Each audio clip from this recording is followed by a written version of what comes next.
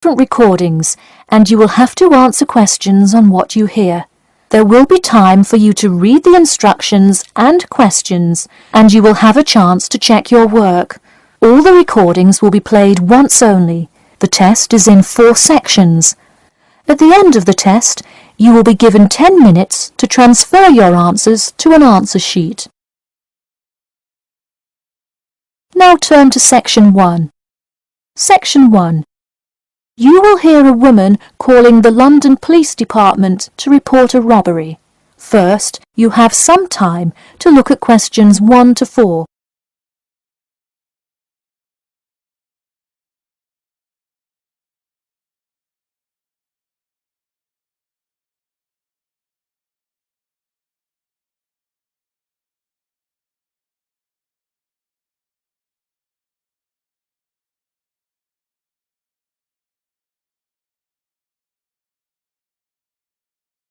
You will see that there is an example which has been done for you. On this occasion only, the conversation relating to this will be played first. Hello, London Police Department. Yes, I would like to report a robbery. The woman says that she would like to report a robbery, so robbery has been written in the space. Now we shall begin. You should answer the questions as you listen, because you will not hear the recording a second time. Listen carefully and answer questions 1 to 4. Hello, London Police Department. Yes, I would like to report a robbery. All right, just a minute while I pull up the form. OK, could you give me your first and last name? Anna Grieg. Anna Gregg. G-R-E-G? No, Grieg. G-R-I-E-G. Got it. All right, moving on. Gender, female. Date of birth? 15th of March, 1980. All right, thanks. Just a few more personal information questions, and then we can address your claim. All right. What's the address? 4 Ellendale Street. That's E-L-L-E-N-D-A-L-E. Oh, right, Ellendale Street. Yeah, we've had a lot of break-ins in that area lately. And the postal code? W5 2AT. And are you a citizen of the UK? No. OK. What type of citizenship do you have? Well, I lived in the United States for most of my life, but I am actually of Grenadian nationality. OK. So is that the country that issued your passport? Yes. All right. Before you hear the rest of the conversation, you have some time to look at questions 5 to 10.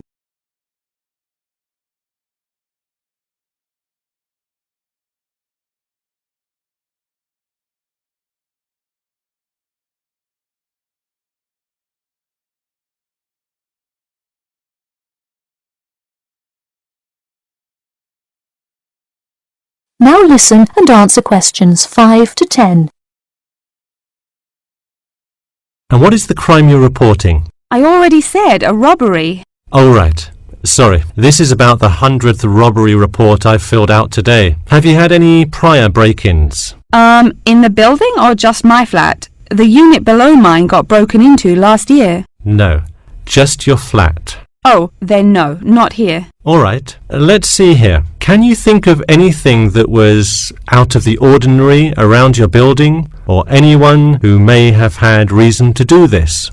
No, it seemed like just a normal evening. I didn't see anyone suspicious and can't think of anyone that would target me specifically. How long has this been your place of residence? Let me think. I moved in on February 1st and it's October, so it's been about 8 months already. Wow, time flies. And that is just for Ellendale, yeah? Yes, I have lived in the UK for just over 1 year. I see. Can you give me the first and last names of all members of the household? Actually, I live alone. OK, so no other occupants. And can you give me a brief account of what happened?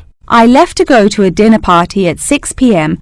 and when I returned at 11, I found the place ransacked and a lot of my things gone. Any sign of forced entry? Yes, the back door was wide open and it looked like someone used a crowbar to force it open. I see. And just to be clear, was the door locked when you left? Of course. Hey, You would be surprised how many reports we get where people have failed to lock their doors. Now, I need you to list any missing items valued above £200. So far, I'm missing my computer, my purse with my wallet in it, and the TV.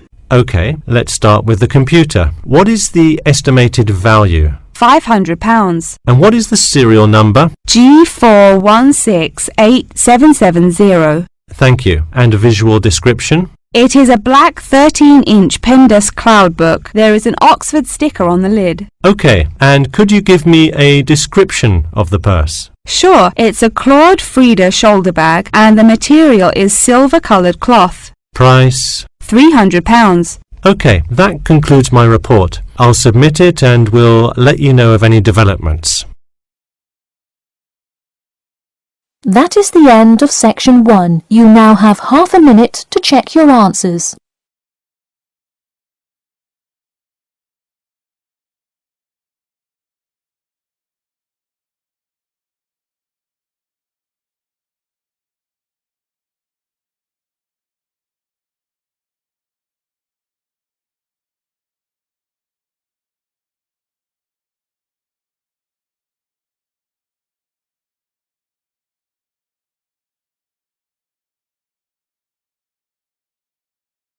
Now turn to section 2. Section 2. You will hear two students called Mark and Gina asking their tutor for advice on the extracurricular project. First, you have some time to look at questions 11 to 14.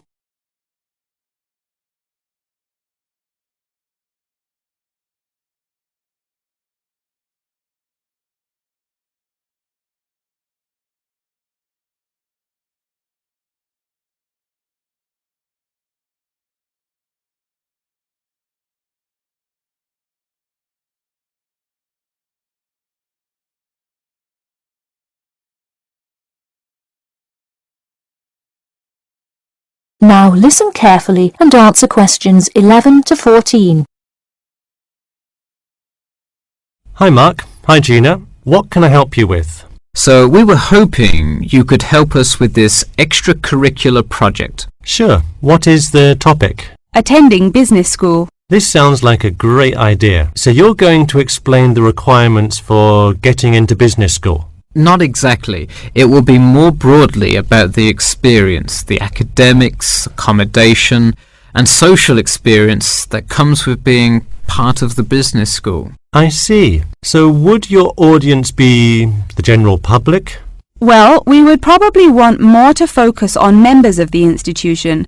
We would especially like to reach individual applicants to the business school. I see. Now, what form will this information be? You could give a talk to all the summer courses. All you'd need is permission from the course director. Or you could pass out information outside the student union. Those are both good ideas. What about sending out pamphlets in the mail? Most college students never check their mail. Maybe you could make a video and show it on campus. That's a great idea. We'll do the video. Great. And as members of the business school, do you have an incentive to attract new students? If so, this idea is a great way to do that. No, the idea actually came about because of how much students like us worry about their studies. Yeah, when I got into business school, there were a lot of things I had not prepared for, so the video would cover a lot of things Mark and I wish we had known upon entering business school. Right.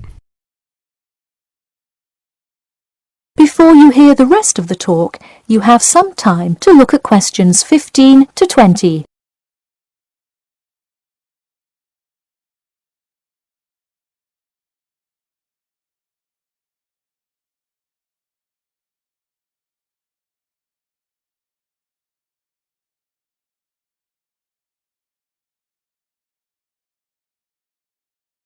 Now listen and answer questions 15 to 20.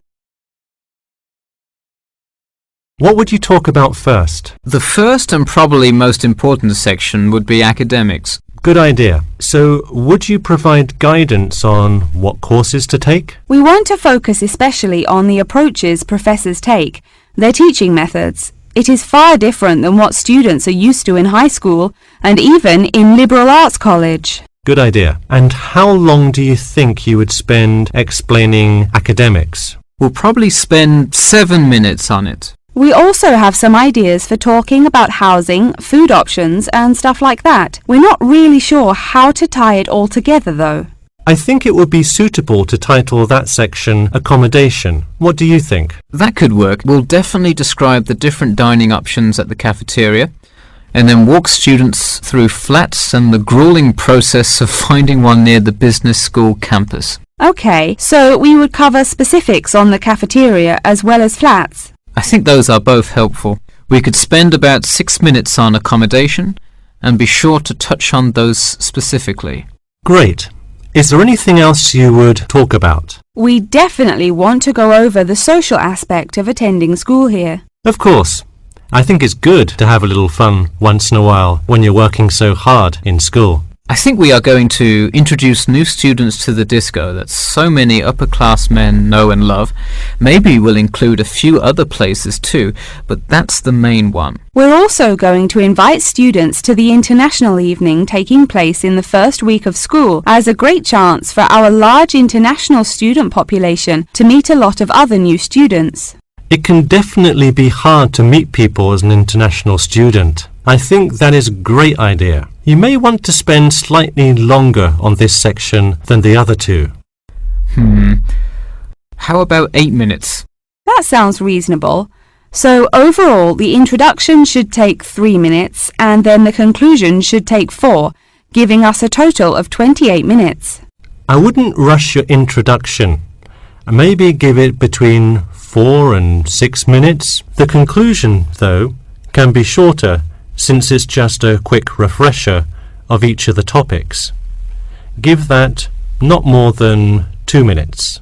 Okay, so in total, the video should take about the same time, just more intro and less conclusion? Precisely. All right, we're going to get to work on our video. Thanks for your help. That is the end of section 2. You now have half a minute to check your answers.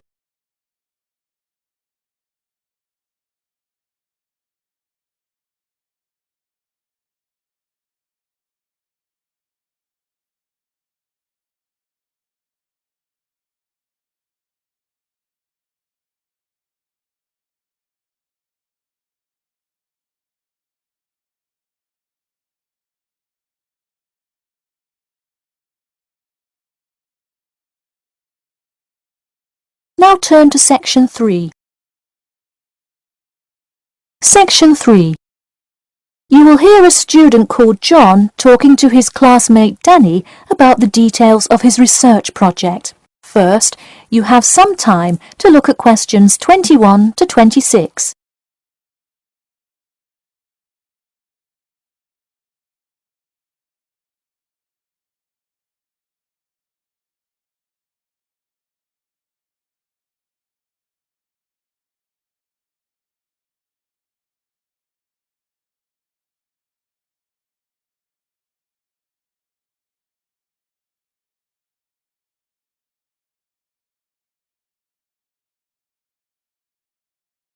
Now, listen carefully and answer questions 21 to 26. So, tell me about your research project, John. I created a questionnaire for the study to determine people's opinions of the relative feasibility of earning a living in Brisbane. Oh, cool. How is it scored? Are they all multiple choice questions? Well, the questions consist primarily of yes or no responses. There are 2 free response questions at the end. Participants will use a computer to fill in their answers. That way, it is really easy to analyze the data afterward. Great. It sounds like you have a pretty solid idea of what you should do. Just don't forget to submit a copy of your plans to Professor Curran by the 15th. Oh, I almost forgot.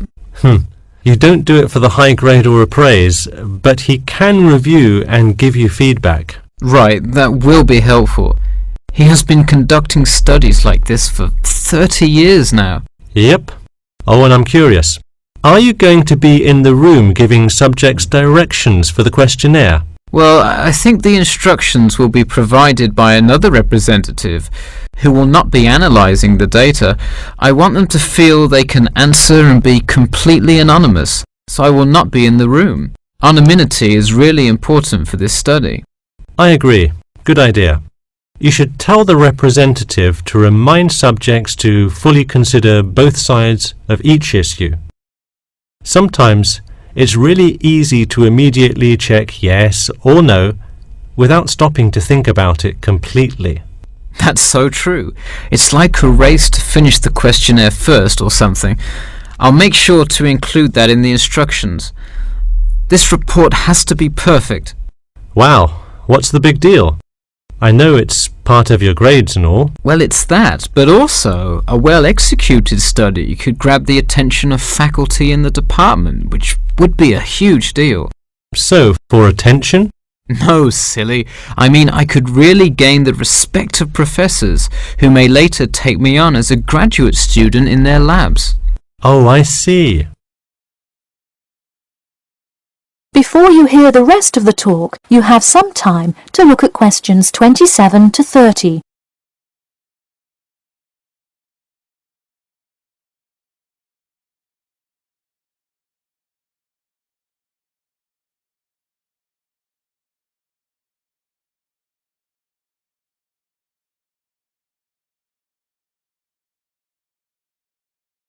Now, listen carefully and answer questions 27 to 30.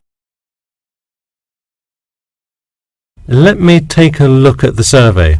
Wow, this looks great. The map of the median income by region is a great tool. Where did you find it?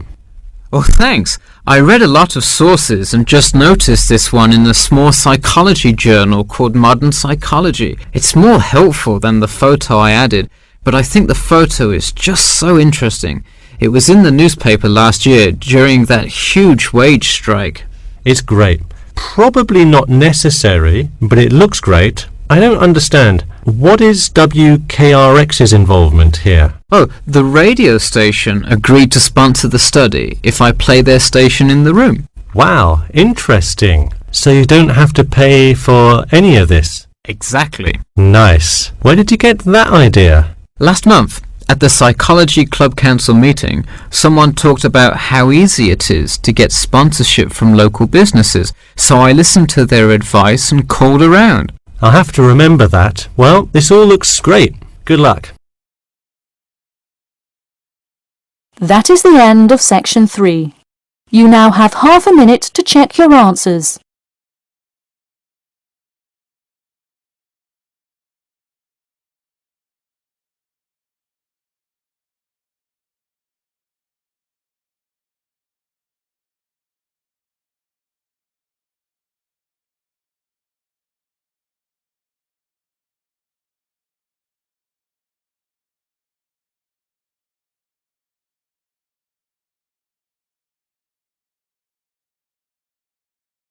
Now turn to section 4. Section 4. You will hear the beginning of a lecture about the Pleasanton Town Market. First, you have some time to look at questions 31 to 40.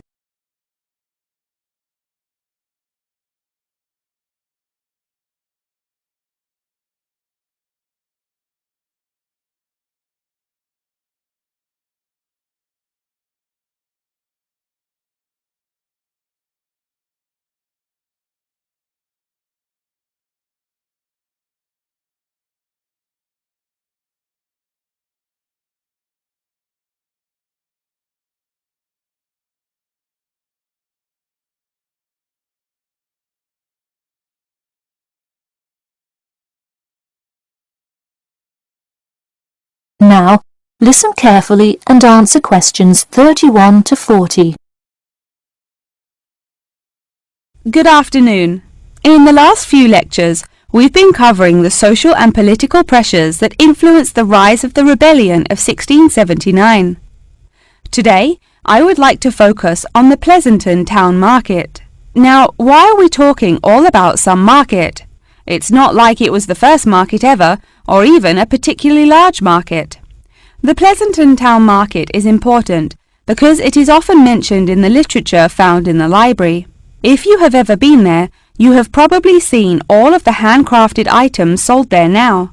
But what was originally bought and sold in the town market? In the beginning, the market sold products such as meats, furs, and simple tools. Over time, though, it became known as the place to find quality livestock. People came from all over the world to find the biggest and best cows, pigs, and chickens. In fact, the profits from the town market became the savior of a plummeting economy during a time of much turmoil. Not to be confused with the Reconstruction era, a period of rapid development came about in the 1660s as a result of the market's vendors contributing their profits to building up much-needed public facilities and defense, which would later make a huge impact on the outcome of the war. For many years, the market flourished and began to draw in large tourism crowds in addition to the throngs of livestock customers. However, as revolutions in farming came about, more people moved to farms far from the city centre. Customers grew more and more reluctant to travel all the way to the town centre for their meats, when they could easily choose to buy from local farmers near them for a fraction of the price. With such a fall in the profits of the town's major profit generator, some quality town planning was needed. In the mayoral election of 1668, a young man of little fame just barely claimed the popular vote, none other than the now legendary John C. Wiley. Wiley's first decision as mayor of Pleasanton was to deal with the quickly failing town market. The building with the large clock was a landmark that had symbolized growth in Pleasanton for a generation. Wiley decided to use the notoriety of the town market to set an example. During the historical Rotterdam Rebellion, Wiley gave all those involved lifetime prison sentences in the very same building. It stayed a prison for about 50 more years until they transported all remaining prisoners to other facilities and turned it into the historical monument today.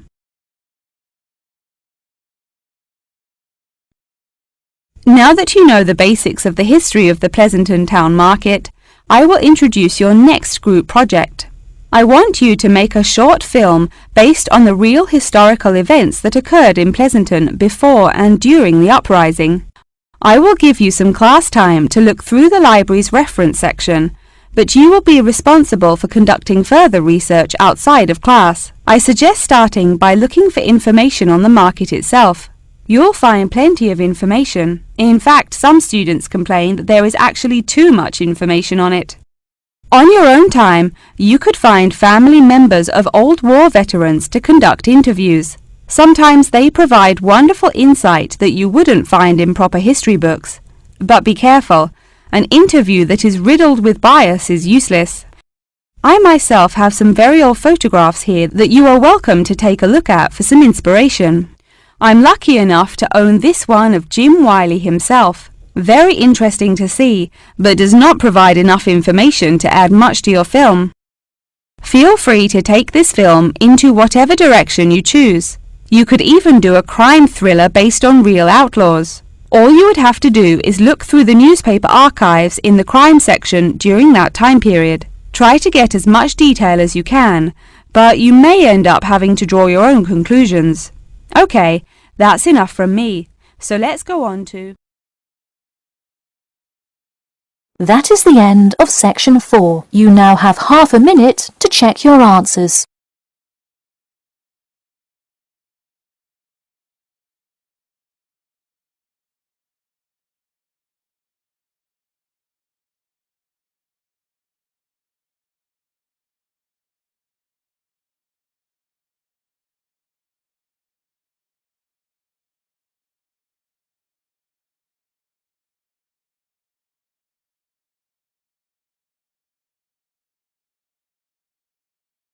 That is the end of the listening test. In the IELTS test, you will now have 10 minutes to transfer your answers to an answer sheet.